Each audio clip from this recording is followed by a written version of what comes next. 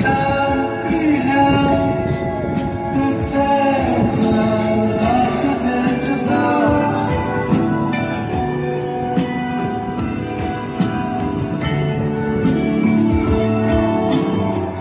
guys. Bit of Pink Floyd, loves it. Loves it. No, I don't have my eyebrows filled in, so don't judge me. I love this song so much. I love everything by Pink Floyd. Everything. How's everybody today on this Tuesday? I lose track of time. I lose track of time. Do you know this is my favorite sweater? This is like a $10 sweater from Ardeen. And it's like, I swear to God, that's like my favorite sweater in the whole world.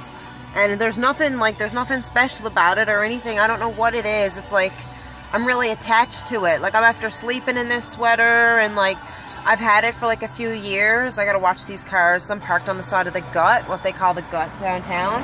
And there's not a lot of room. I was gonna get out of the car, but I'm freaking cold, so I'm gonna see if I can go maybe somewhere else, because that's Kitty Vitty Lake right there, that lake that I just showed you. Now I half-assed it and only showed you a little bit of it. I only half-assed it and showed you a little bit of it, and sorry, it's kind of dark out now anyway, so I'm like, they're not gonna see it. I was like, they're not gonna see it. But any orbs? I can feel Jeffrey with me so strong today. It's really strange because I'm starting to forget certain things, like, and it bothers me, like, but I do remember, but I have to remind myself, like, to constantly think of certain things, or I feel like I'm going to forget them, like Jeffrey likes his coffee, large, double, right? And that's what I used to get him all the time. And like little things like that. I don't know why that matters to me, that I need to remember those things, but it is important to me. And earlier when I was getting my coffee, I said, oh my God, I can't remember how Jeffrey takes his coffee. And then I remembered that he's gone. Forgive me. Spirit's like, don't cry. And, sorry, I got Spirit talking to me at the same time I'm trying to do the video, so if I go quiet or I look up or I look to the side or something like that, I'm hearing conversations going on. They're talking to me. So anyways, like, I thought to myself, my God, like, how does he take, and then like I moved on to the next thing, and I was like, how does he take his cut? And I was like, oh yeah, it's double, and it's a large, because I was going to get him one, like, at first, right? It's like my mind is like,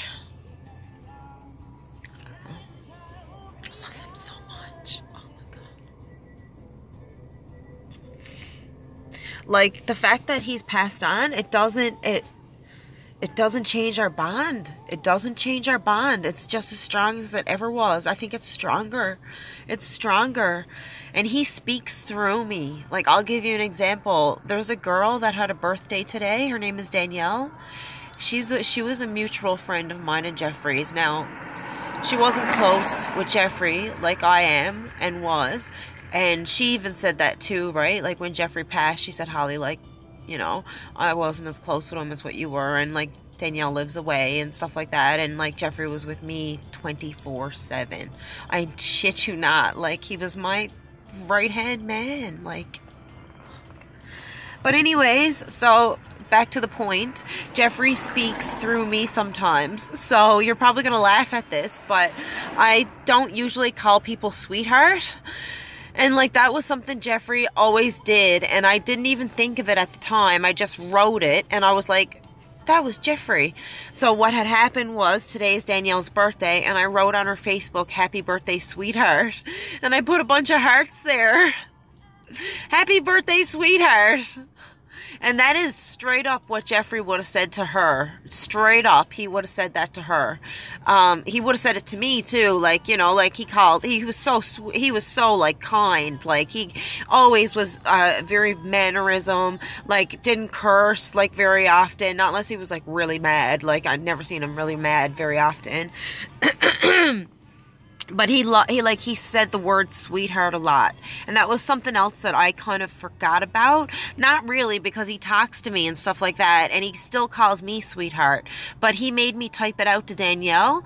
So 2 of them I know had a connection. I just know they did. 3 of us, our fathers passed on.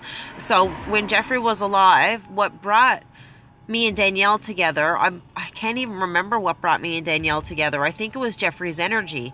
Like, Danielle reeked of Jeffrey's energy, like, reeked of it. And I knew that they messaged all the time back and forth. Like, not hung out, but messaged all the time back and forth. So whenever Jeffrey got in my car, I could feel Danielle's energy on him. I'm not joking. So him and her did have a real connection. They really did. If I could feel it that strong, if I could feel her energy from a different province in Canada, because she's from here, but she lives in a different province currently in Canada, and has for the past couple of years. Like, when he sat in the car, I could feel when he spoke to her and when he didn't, because I could feel the fresh energy on him, right?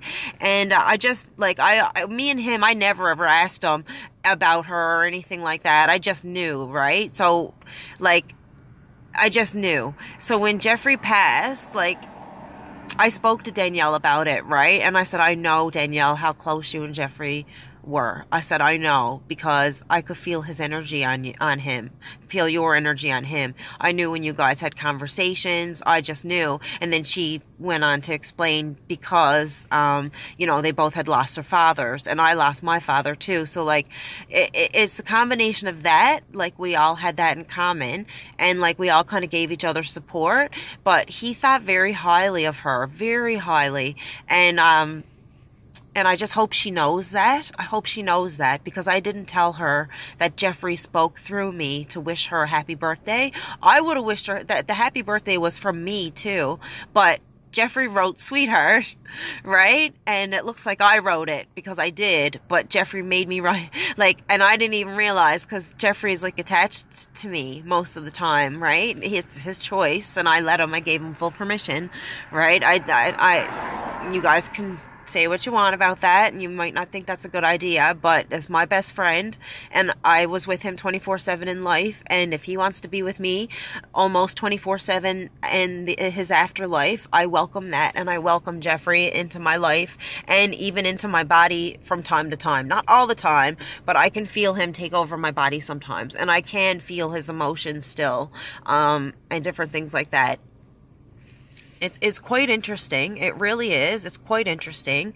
I don't really, at this moment, know how to explain it any better. But that's that. Lots of love. It's just all love, right? It's all love. He's missed by so many people. Oh my God. Oh my God. But I don't think people realize that they need to send him love and light. Like, you can't sit there 24/7 and, like, I know I cry for him all the time. I wish he had his body. Like, I cry that he doesn't have his body. But I can feel him. I can hear him. I can see him sometimes, right? And another weird thing is, what Spirit likes to do is, when they've passed on, you might see another person and say, oh my God, that looks just like so-and-so, like whoever you lost. And earlier I had went to the bank and I paid my rent. Yes, I did. Woot woot. Thank you, Jeffrey, because I know you and Dad helped me. I know you did. I know you did. So I got my rent paid, so I'll have a roof over my head for February. I'm so grateful. And I just left the bank and I parked over to the side of it for a second because I just needed to, like, fix my face. I know I didn't do much with it, but, like, I was in the hospital earlier and stuff like that, and I was just, like, white as a ghost and, like, just really washed out, right? Really sick looking. So I just put a little bit of everything else on and a bit of eyeliner except for my eyebrows, and as I was parked there, I looked over to the left and there was a vehicle. And in that vehicle, from a side profile like this, it looked just like Jeffrey.